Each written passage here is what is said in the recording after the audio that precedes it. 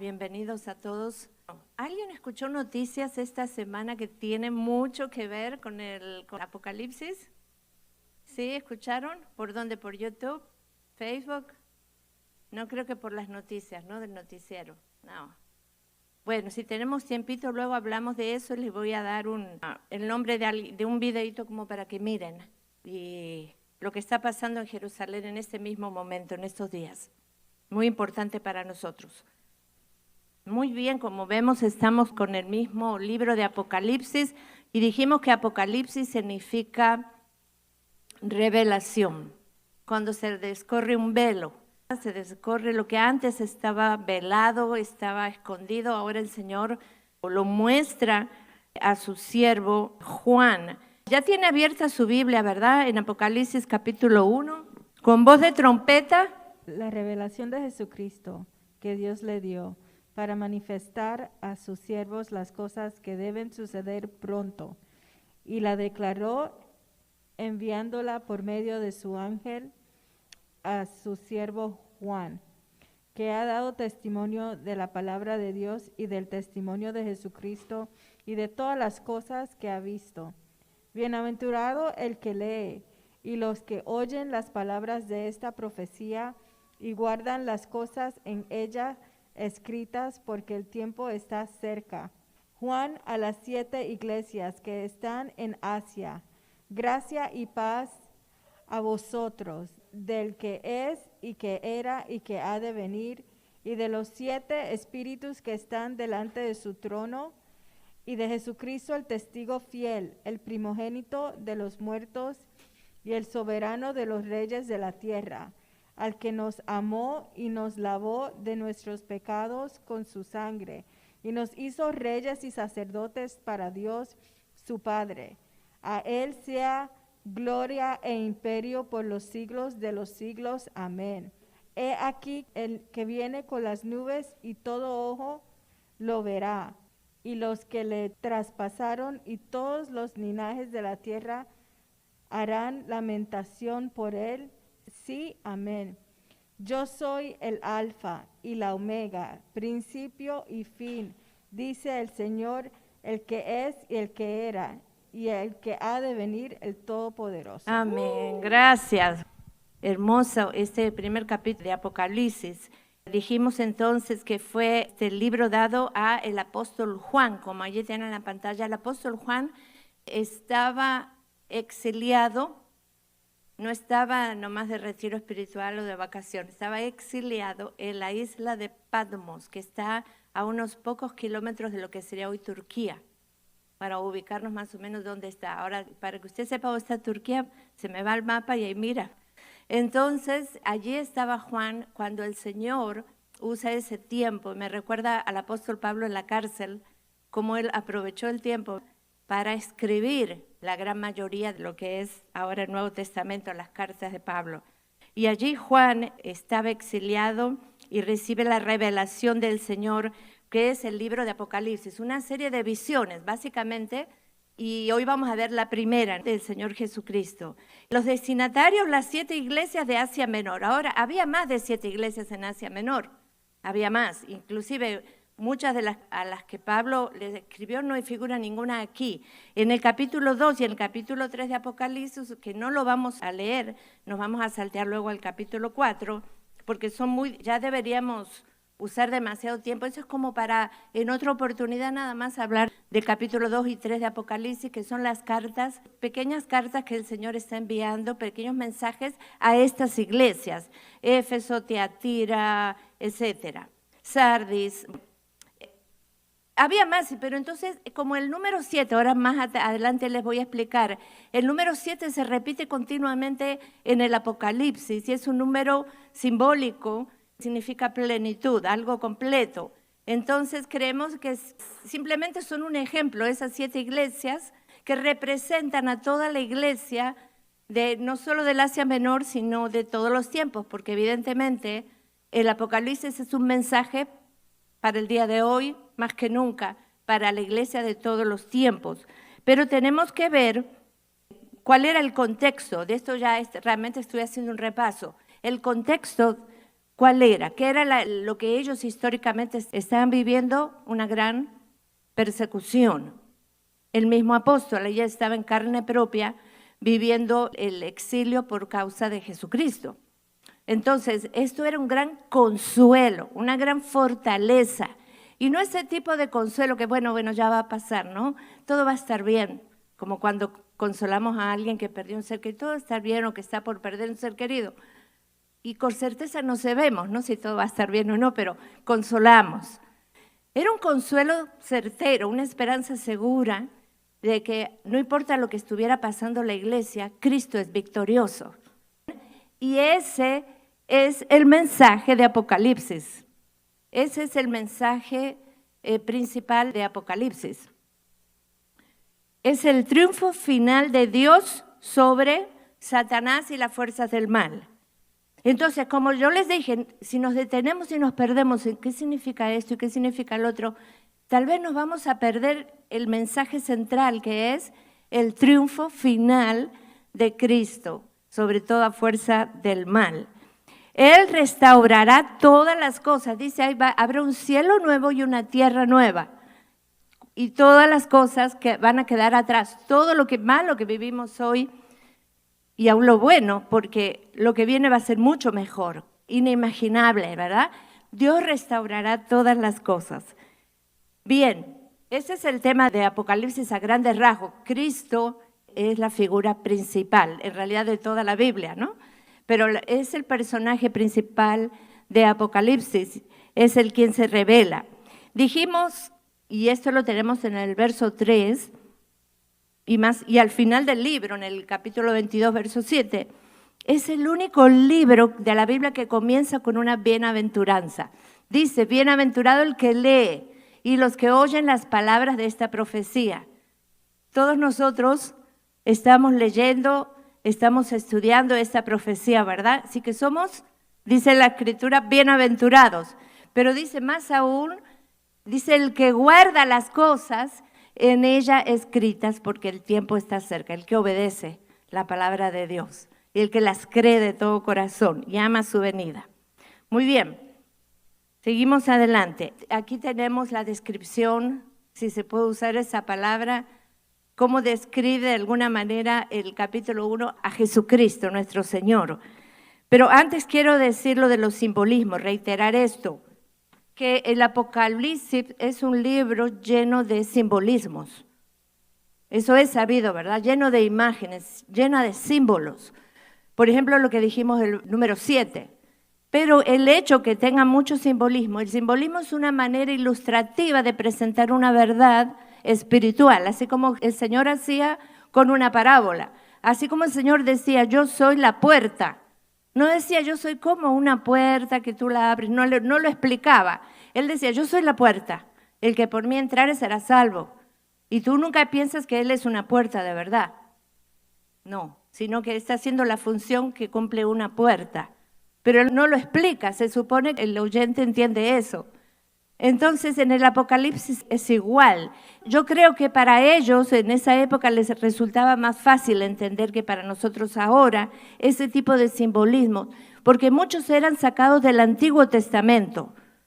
Mucho del Apocalipsis, vamos a ver ahora en capítulo 1 prácticamente todo, la forma que describe a Jesús está pensando en el lenguaje del Antiguo Testamento, que eran las escrituras que ellos tenían, el lenguaje de los profetas.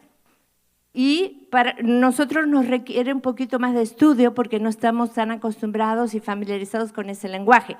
Pero lo que quiero decir que si bien el Apocalipsis está lleno de simbolismos, el mensaje no es simbólico en sí, el mensaje es real. Históricamente va a suceder. Cristo va a venir de verdad, tangiblemente, y nos va a llevar de verdad. No es una forma espiritual de decir. Es algo que, o sea, los hechos son reales. Y insisto en esto porque he estado leyendo que hay muchos que interpretan que todo esto es simbólico, ¿no? Y no es simbólico. Pero sí hay muchas formas de expresarlo que son simbólicas. Ya lo vamos a ir viendo. Muy bien, veamos qué dice el verso 4.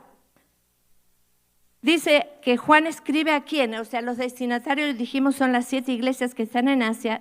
Y dice, gracia y paz, este es el saludo, del que es y que era y que ha de venir, y de los 7 espíritus que están delante de su trono, y de Jesucristo el testigo fiel. Aquí está mencionando a la Trinidad, como quien es el que da el mensaje. El que era, el que es y el que ha de venir, está refiriéndose al Padre, está refiriéndose al Espíritu Santo cuando habla de los 7 espíritus. Vamos a ver, no es que hay 7 espíritus diferentes, sino que son los 7 aspectos del Espíritu Santo. Yo ahí más adelante les voy a ir dando más citas de esto. Y de Jesucristo, el testigo fiel. Y luego comienza entonces a partir del verso 5 a describir de alguna manera quién es Jesucristo. Y ahí es donde lo que tenemos en el PowerPoint, ¿verdad? El que es, el que era, que ha de venir, el testigo fiel, el primogénito de los muertos, etcétera, etcétera, etcétera. Ahora quiero ir directamente a la visión en sí que Juan tuvo, desde el verso 12 al 20. Comenzando del 9, dice: yo, Juan, vuestro hermano, copartícipe vuestro en la tribulación, en el reino y en la paciencia de Cristo, estaba en la isla llamada Patmos, por causa de la palabra de Dios y el testimonio de Jesucristo. Yo estaba en el Espíritu en el día del Señor y oí detrás de mí una gran voz como de trompeta. En el día del Señor, parece ser que esta es la primera mención a lo que es para nosotros el día domingo. No se refiere al gran día del Señor, ¿no? El día que Él venga, sino al día del Señor, lo que conocemos hoy como el día domingo, que empezó, se refiere al día de que el Señor resucitó. Entonces casi todos los comentaristas, los estudiosos de la Biblia coinciden con esto, que cuando Juan dice en el día del Señor se está refiriéndose a, ellos ya estaban refiriéndose al día que el Señor resucitó, que era el primer día de la semana, estaba en el Espíritu, está el Espíritu con mayúscula, o sea, cuando entendemos esa expresión, Él estaba como una especie de éxtasis espiritual y en donde Él oyó la voz y tuvo esa visión, que eso es lo que es una visión. Y dice que oyó detrás de Él una gran voz como de trompeta. Imagínense que tú eres Juan, qué susto, ¿no es cierto? Solo que cuando estás en el Espíritu no te asustas, ¿no? Porque sientes que eso viene de Dios, pero puede ser que algo de eso hubo, porque vamos a ver luego la reacción de Juan. Y entonces dice, ¿qué decía la voz? Verso 11, yo soy el alfa y la omega, el primero y el último. Escribe en un libro lo que ves y envíalo a las 7 iglesias que están en Asia, a Éfeso, Esmirna, Pérgamo, Tiatira, Sardis, Filadelfia y Laodicea. A partir del verso 12 dice Juan, me volví para ver la voz que hablaba conmigo. Una voz nunca se ve, ¿verdad? Pero él dice, me volví para ver la voz. Quiso decir, para ver quién es el que hablaba. Y vuelto, ¿qué es lo que vio? 7 candeleros de oro. Y en medio de los 7 candeleros a uno semejante al Hijo del Hombre. ¿Quién era el Hijo del Hombre? Jesucristo. Esta expresión del Hijo del Hombre que Jesús la usaba para hablar de él mismo, ¿se acuerdan en los evangelios? Mas sin embargo en Daniel 7, si quieres anotar esa dirección, Daniel 7, 13 y 14, y sería bueno leerlo, vamos a leer rápidamente Daniel 7, porque Juan toma de Daniel, pareciera, ¿no? O es inspirado en esta visión que tuvo Daniel del reino eterno. Dice, miraba, ahora voy a Daniel, estoy leyendo en Daniel. Dice Daniel, miraba yo en la visión de la noche, y he aquí con las nubes del cielo venía uno como un hijo de hombre, que vino hasta el anciano de días, y le hicieron acercarse delante de él, y le fue dado dominio, gloria y reino, para que todos los pueblos, naciones y lenguas le sirvieran. Su dominio es dominio eterno que nunca pasará, y su reino uno que no será destruido. Esto lo dijo Daniel tantos años antes, impresionante. Cuando lees ahí a Daniel parece que estás leyendo el Apocalipsis. Entonces, al Hijo del Hombre vestido, ahora empieza a describir quién era ese Hijo de Hombre, cómo estaba, cómo era su apariencia. Dice, estaba vestido de una ropa que llegaba hasta los pies y ceñido por el pecho con un cinto de oro. Su cabeza y sus cabellos eran blancos como blanca lana, como nieve. sus ojos como llama de fuego y sus pies semejante al bronce bruñido, refulgente como en un horno, y su voz como estruendo de muchas aguas. Tenía en su diestra 7 estrellas. De su boca salía una espada aguda de 2 filos, y su rostro era como el sol cuando resplandece en sus fuerzas. ¿Y cómo fue la reacción de Juan? Cuando le vi, caí como muerto a sus pies. Y él puso su diestra sobre mí diciéndome, no temas, yo soy el primero y el último, y el que vivo y estuve muerto, mas he aquí que vivo por los siglos de los siglos, amén. Y tengo las llaves de la muerte y del Hades. Escribe las cosas que has visto y las que son y las que han de ser después de estas. El misterio de las 7 estrellas que has visto en mi diestra y de los 7 candeleros de oro. Las 7 estrellas son los ángeles de las 7 iglesias y los 7 candeleros que has visto son las 7 iglesias. Ojalá el Señor hubiera explicado el Apocalipsis como lo explica acá. Mira, esto significa esto significa esto. Aquí lo hizo, pero luego ya no lo hace, ¿verdad? Pero aquí lo deja bien claro. 7 candeleros de oro. Los 7 candeleros de oro son las 7 iglesias y eso no hay discusión porque el Señor mismo lo dijo allí. Las 7 iglesias que dijimos que eran las de Asia, pero que representan evidentemente la iglesia de Jesucristo de todos los tiempos. Entonces, es muy llamativo. Fíjense, no sé si alcanzan a verlo en la figura, es lo mejorcito que puede encontrar. Pero no era el típico candelabro que era una sola base que estaba en el tabernáculo con 7 lámparas, ¿se recuerdan? Sino que eran 7 separaditas, 7 lámparas. Ahora, es muy evidente el hecho que la iglesia, el Señor dijo, somos la luz del mundo. Es muy evidente el hecho, es muy claro, quiero decir, que estas luces significan la iglesia. Y el hecho llamativo y emocionante es que Jesucristo estaba ubicado ¿dónde? En el medio. Entonces, en el medio de las 7 lámparas, vemos claramente la presencia de Dios en el medio de su iglesia. Sin la presencia de Jesucristo, esas lámparas no podían dar luz, porque no es la lámpara la que da luz realmente, sino ¿qué es lo que da luz? El aceite que se le ponía, ¿verdad? La luz en sí, la lámpara que tiene dentro. El combustible no es la misma lámpara en sí. La lámpara en sí, por si no tuviera ese combustible, ¿qué sería? Algo inerte, algo sin vida. Esa es la iglesia sin la presencia de Dios. Esa es la iglesia, solamente un organismo de gente buena que se ama mucho y que se emociona de vez en cuando, pero que no puede afectar a nadie sin la presencia de Jesucristo. Fíjese, le leo algo que lo copié tal cual de un autor. Dice, una lámpara no es luz en sí misma, solamente es un instrumento para dispersar la luz y debe recibir aceite y fuego antes de que pueda dispersarla. Así que ninguna iglesia tiene en sí misma gracia o gloria, debe recibir todo de Cristo, quien es su cabeza, y de otra manera no puede dispensar luz ni vida. O sea que si bien Jesús dijo que somos la luz, nosotros somos la luz del mundo, pero en Él, ¿no? Siempre en Él. Muy bien. Seguimos adelante vamos a ver lo que es la descripción de la ropa del Señor Jesús, quien aparece aquí. La ropa larga hasta los pies, un manto, ¿a qué nos recuerda?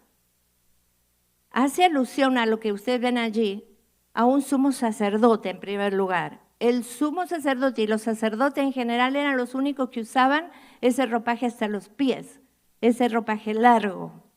Entonces Jesucristo representa entonces, es nuestro sumo sacerdote. Representa también a un rey, más allá de lo que era la parte religiosa. Un rey, cualquier rey, era el único que usaba esas túnicas largas. Era un símbolo de dignidad, un símbolo de autoridad. Solo personas de esa clase vestían así con ropas largas. Muy bien. ¿Y nosotros qué tal? La iglesia de Cristo, ¿tiene ropas largas? ¿Vestidos, túnicas hasta los pies nos dio el Señor?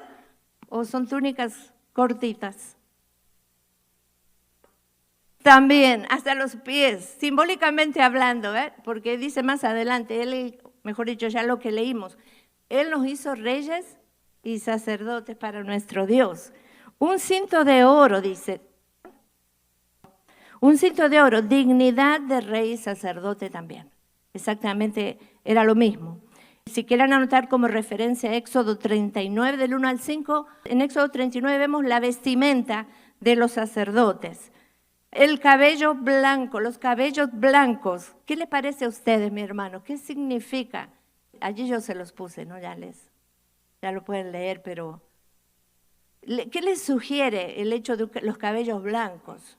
Bueno, las mujeres somos coquetas y nos teñimos el pelo, pero a cierta edad, si no nos teñimos el pelo, ¿cómo estarían nuestros cabellos? Entonces, el cabello blanco simboliza ancianidad, largura de días, largura de años, ¿verdad?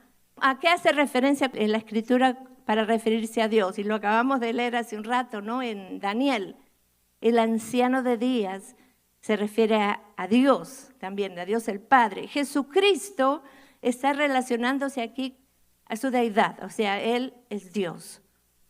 Si anciano de días, el Padre, Él es anciano de días también, ¿no? Él fue antes de todas las cosas. Entonces indica ancianidad, pero a su vez la ancianidad, bueno, es eternidad, y a su vez es dignidad, sabiduría y santidad. Esas son las diferentes honra. Es todo muy, muy amplio, ¿no? Es lo que simboliza el cabello blanco. Y luego dice, ojos como llama de fuego. Es muy difícil. Yo realmente esto lo estuve mirando, investigando y viendo en otros pasajes de la Escritura. Por ejemplo, ahí dice ira. El fuego en la Escritura se relaciona también con la ira de Dios, porque el Señor ahora no viene como vino en Belén, como cordero fue llevado al matadero. Ahora viene con una ira santa para hacer justicia a su pueblo y a su reino. En ese sentido ira, no ira con nosotros, sino con los enemigos de Dios. Pero a mí me gustaría preguntarles, ¿qué les sugiere a ustedes, aparte de ira? A mí me sugiere mucho lo que es la omnisciencia de Dios. Es decir, la gran sabiduría de Dios que va más allá de todo conocimiento. ¿Hay algo que ustedes quisieran aportar? Porque realmente en la Escritura aquí no dice, bueno, esto significa esto. Tenemos que verlo a la luz del contexto de toda la Escritura. ¿Hay algo que a ustedes les inspira cuando leen sus ojos como llama de fuego? Y yo luego les digo algo más que a mí me sugiere. Susi, me recuerda cuando, no tengo las citas ahorita, no me vienen a la mente, pero cuando Él llamaba a sus discípulos, los miraba a los ojos y les decía, ven, sígueme. Los miraba, ¿no? También Juan el Bautista dijo que Él, cuando Él venga, Él los bautizará en Espíritu Santo y fuego. Entonces eso me viene a la mente ahorita al recordar eso de sus ojos, ¿no? Cuando alguien mira a Jesucristo, Él nos cautiva, Él nos llama de esa manera. Comparto lo que dice Edgar, también me sugieren. Había fuego en su mirada, esa mirada que el que la miró una vez nunca puede olvidarse más de esa mirada. Si te encontraste con los ojos de Jesús, esa mirada no te la puedes olvidar nunca más. Juan Carlos, ¿levantaste la mano? Yo quiero aportar algo. Para mí es como, bueno, de su omnipresencia, ¿no? De la mirada nosotros podemos ver todo, entonces Él es omnipresente, Él puede ver todo, estar en todos lados. Pero algo que también se me viene a la mente es, por ejemplo, que es chistoso, pero autoridad. Autoridad porque yo me acuerdo que cuando mi mamá, yo estaba chiquito, con una mirada ya sabía lo que ella… Entonces, mi mamá también. Eso es autoridad y poder de parte del Señor a través de su mirada, de sus ojos. Así es, amén. Creo que también cuando más adelante habla de su rostro resplandeciente, al final de la descripción, en verso 16, dice, y su rostro era como el sol cuando resplandece en su fuerza, su gloria, su majestad, la majestad del Señor, la gloria de Dios. Y el fuego indica mucho eso también. Sigamos el verso 15, dice, sus pies como bronce bruñido. Yo no sé si alguno tiene la nueva versión internacional, cómo lo traduce allí, el bronce bruñido. Aquí sus pies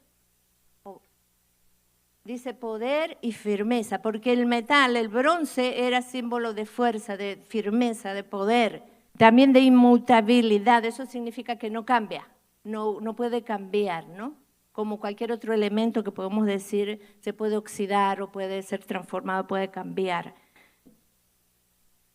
En cuanto a los ojos, como llama de fuego, Daniel 10:6, también menciona los ojos del Señor, como en la visión que Daniel vio, también coincide con lo mismo, sus ojos como de fuego. Los pies como bronce bruñido. ¿Alguien encontró cómo lo traduce la nueva versión internacional, Nati? El verso 15 cuando dice sus pies. Como el estruendo de una catarata. Sí. Como fuego, dice su bronce. Fuego, bronce al rojo vivo. Al rojo vivo. En un horno, muy bien. Es lo que significa bruñido. Voz como el estruendo de muchas aguas, nos habla de autoridad de mando sobre las naciones. Autoridad de mando, una voz de estruendo, de como el ruido de muchas aguas, ¿no? No era una voz suave y apacible como podemos imaginar la voz de Cristo cuando decía, vengan a mí los que estáis cansados y trabajados, los haré descansar. No imaginamos que el Señor diga eso con una voz de trueno, porque yo me espantaría, pero una voz de estruendo y de trueno de muchas aguas es una voz de mando, una voz de autoridad. Hace referencia a Ezequiel 43:2. Ezequiel 43:2 hace referencia a esto. Sí, hermano. Que me viene a mi mente que lo que vemos de ira, poder y el poder de su palabra para su iglesia va a ser una dulzura y un amor de ver a nuestro Señor que viene por su iglesia, más sin embargo, aquellos que no están en su presencia van a sentir ira, poder de firmeza. Amén. Y el poder de su palabra. Hermosa revelación acaba de tener, hermano, porque la voz del Señor para ellos va a ser de miedo, de temor. Vos destruyendo muchas aguas te puedes dar temor, pero a nosotros seguramente la vamos a oír como una voz suave de un papá hablándole a sus hijos, ¿no? Es grandioso el Señor. Amén. ¿Qué más tenemos? La mano. ¿Qué tenía el Señor en su mano derecha? 7 estrellas. Y habla, el hecho de que tenga el Señor algo en su mano nos habla de protección, ¿no? Dice, el Señor te tenga en el hueco de su mano, decimos, ¿no? Si tú sientes que estás en la mano de Dios, estás protegido, estás seguro, no te importa lo que pase alrededor. El Señor sostiene a sus hijos, a sus siervos. Pero, ¿qué son las 7 estrellas? El Señor lo dice en el verso 20, que dice, las 7 estrellas son los ángeles de las 7 iglesias. Eso es todo lo que dice, lo explica, pero también nos deja con la duda, ¿y quiénes son los ángeles? ¿Serán ángeles? ¿Así que cada iglesia tiene un ángel? Pues no, yo no sabía eso, pero si analizamos la palabra ángel, ¿qué significa? ¿Sabe usted lo que significa la palabra ángel? Es mensajero, enviado. Entonces, la gran mayoría de los comentaristas piensan que son los pastores, los servidores, los ministros de las iglesias. La gran mayoría piensa lo mismo. Hay otros que no, otros sí dicen que posiblemente sea que refiriéndose al ángel, que hay un ángel guardián en cada iglesia o el espíritu de cada iglesia. Y eso se me hace un poquito más agarrado de los cabellos, ¿no? Pero sea lo que sean, están en las manos de Dios, ¿verdad? Los ministros, y yo creo que básicamente todos nosotros que somos ministros del Señor. Quiero leerles rápidamente este comentario de Spurgeon, si alguna vez escucharon al gran predicador Spurgeon. Dice, ¿qué es lo que ves en la mano derecha de Cristo? 7 estrellas. Pero qué insignificantes se ven las estrellas cuando fijas tu mirada en su rostro, en el rostro de Cristo. Estas son estrellas, y hay 7 de ellas, pero ¿quién puede ver 7 estrellas cuando el sol brilla en su fuerza? ¿Alguien puede ver las estrellas de día cuando el sol brilla? No.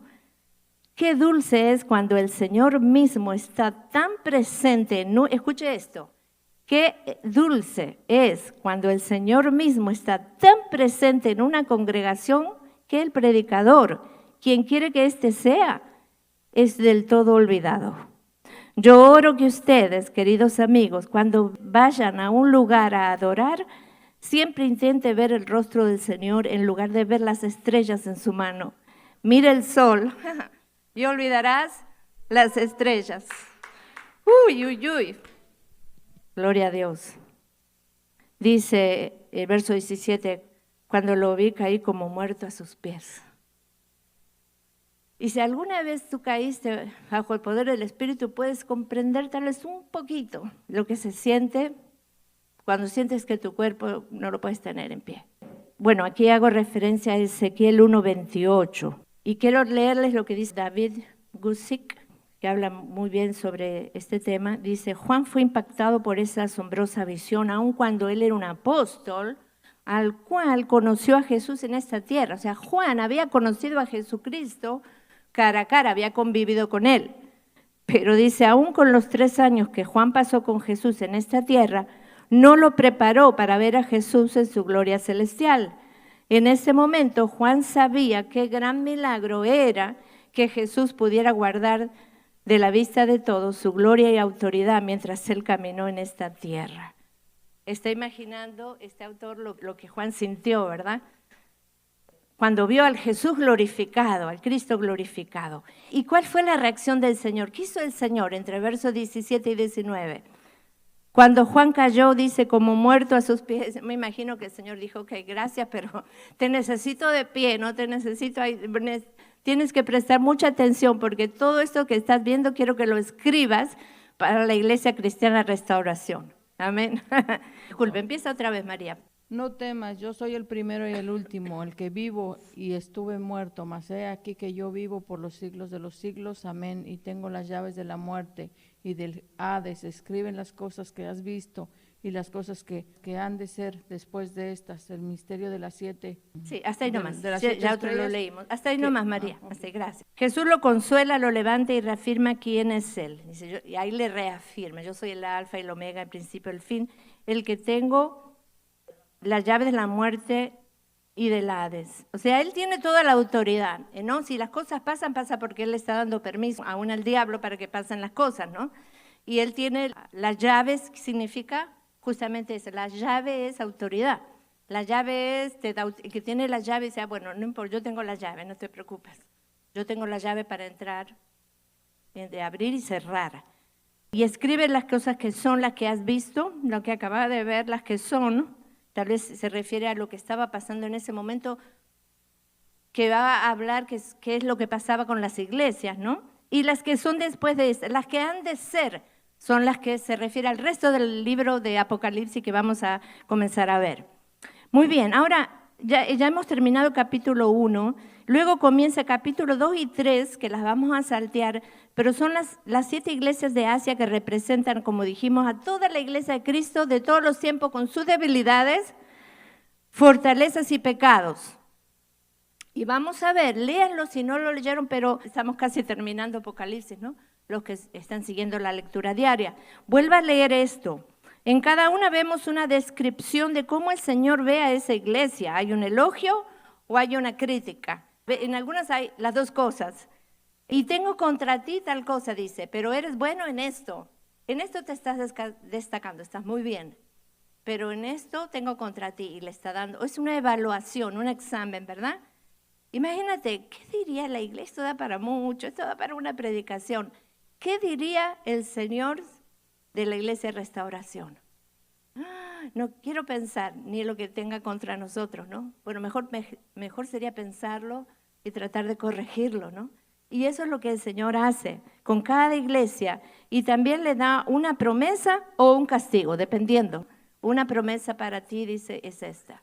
Y en todas vemos algo muy notable también que hace en todas las iglesias, las 7, si ustedes la leen van a ver que hace referencia a algo de lo que acabamos de mencionar de la visión que tuvo de Cristo.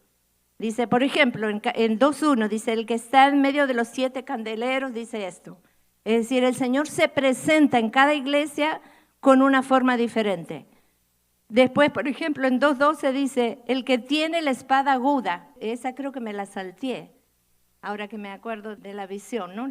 Tenía el Señor una espada aguda de 2 filos que salía de su boca, que obviamente se refiere al poder y el efecto de su palabra. El que tiene ojos como llamas de fuego y pies como bronce bruñido. Bueno, eso es muy llamativo en el capítulo 2 y 3. Pero antes de terminar, quiero nada más hacer referencia a la importancia del número 7 en el libro, porque vamos a ver que se repite continuamente, ¿no? Por ejemplo, decir primero que el 7 simboliza plenitud o perfección en el sentido profético. Por ejemplo, ¿cuántos fueron los días de la creación? 7.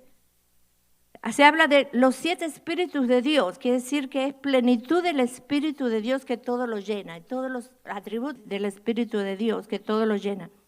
Cuando no entraron los animales en el arca, eran 7 pares de animales de cada especie, menciona. En el sueño de Faraón había 7 vacas y 7 espigas, representando plenitud de abundancia o plenitud de escasez. O sea, la plenitud puede ser para arriba o para abajo, ¿no? De mucho o de poco.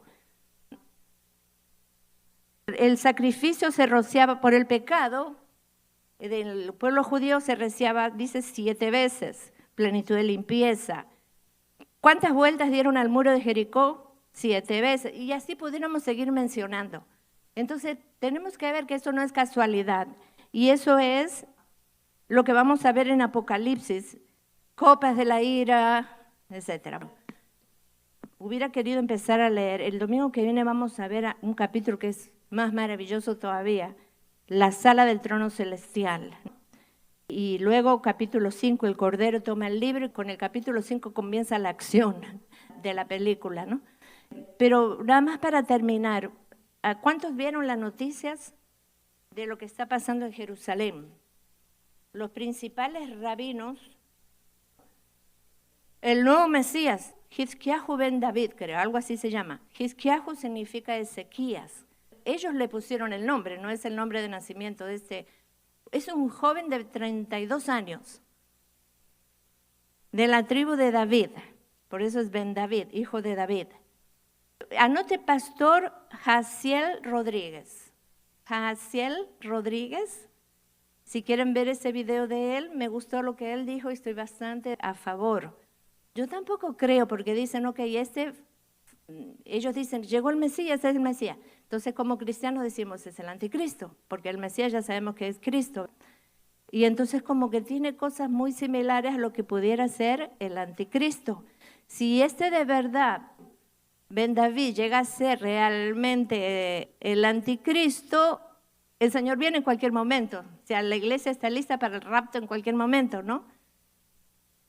Pero lo único que les digo, que yo quiero que vean ese videíto y si quieren ver otros también con diferentes opiniones, y el domingo que viene, si tenemos un tiempito porque no me quiero salir, tal vez podemos hablarlo más ampliamente cuando lleguemos al tema del anticristo, pero para no saltearnos mucho, pero sí es bueno que estemos atentos a todo lo que pasa y si lo podemos platicar, hablarlo entre nosotros y a ver qué opina cada uno, y yo por otro lado voy a estar estudiándolo un poquito más.